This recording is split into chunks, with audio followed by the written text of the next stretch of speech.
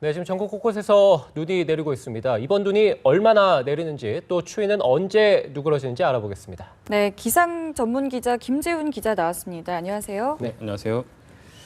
자, 김 기자, 조금 전에 이기주 캐스터 나가는 영상을 보니까 정말 눈이 펑펑 좀 내리고 있는 것 같던데요. 제가 아까 출근할 때는 눈이 오지 않았는데 지금 또 많은 눈이 내리는 것 같습니다. 자, 이번 눈이 얼마나 내리고 또 언제쯤 그치는 겁니까? 네, 어제 비구름은 모두 동해상으로 물러갔지만 오늘은 서해상에서 다시 강한 눈구름이 발달을 하고 있습니다. 네. 이 눈구름은 바람을 타고 지금 내륙 곳곳으로 빠르게 유입되고 있는데요. 이에 따라서 서울은 올겨울 첫 대설특보가 내려졌고 경기 남부와 강원 남부, 충청 내륙과 경북 북부 지역에도 현재 대설주의보가 내려져 있습니다. 앞으로 예상되는 눈의 양은 지형적인 영향을 받는 제주 산간에는 최고 20cm 이상의 폭설이 쏟아지겠고 충남과 전북, 전남 등 또 내륙에서는 5에서 10cm, 경기 남부와 강원 영서, 경남 서부에는 8cm 안팎, 서울과 경기 북부, 강원 북부에는 1에서 5cm가량의 눈이 더 내리겠습니다.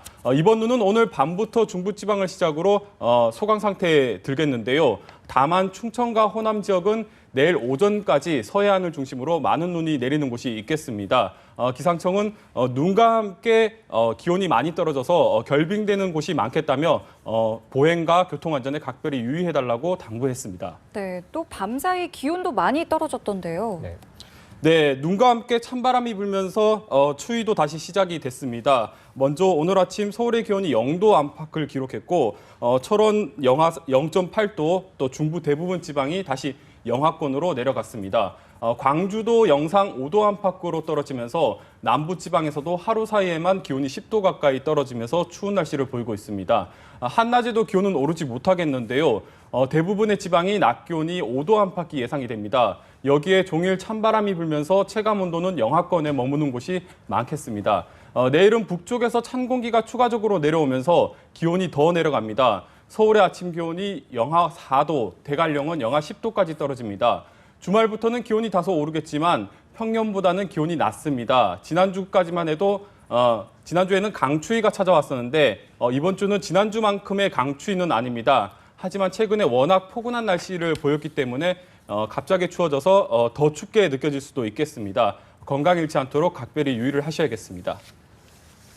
네, 지금 뭐 소식 들어보니까 아까 이기주 캐스터 영상 보면 서울에서 지금 많은 눈이 내리고 있고 또 경기라든지 충청 대부분 지금 전국 대부분 지역에서 많은 눈이 내리고 있거든요.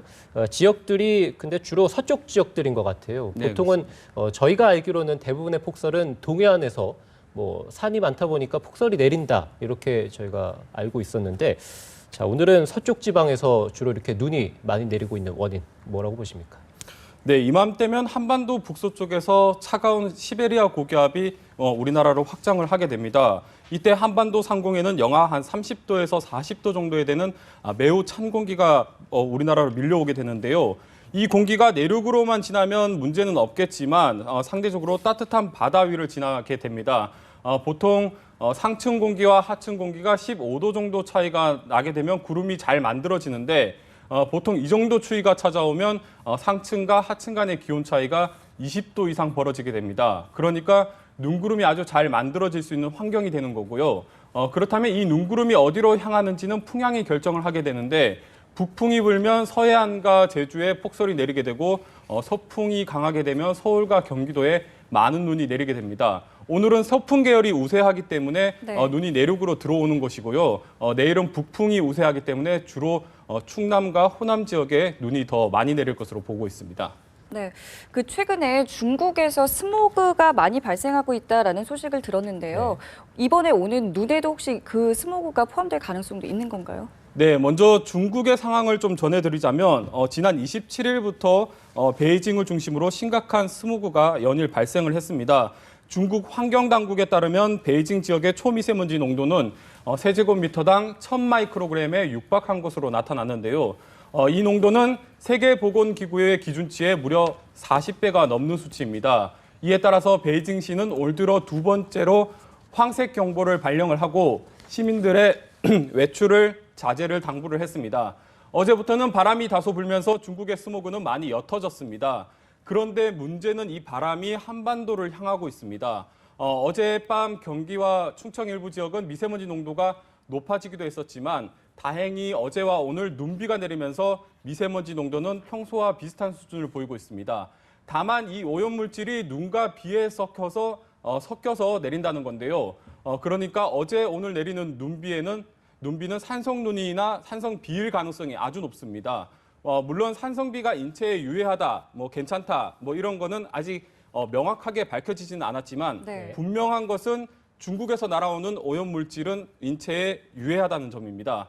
특히 중국발 스모그에는 중금속 같은 오염물질도 많이 포함되어 있기 때문에 이번 눈은 되도록이면 맞지 않는 것이 좋겠습니다.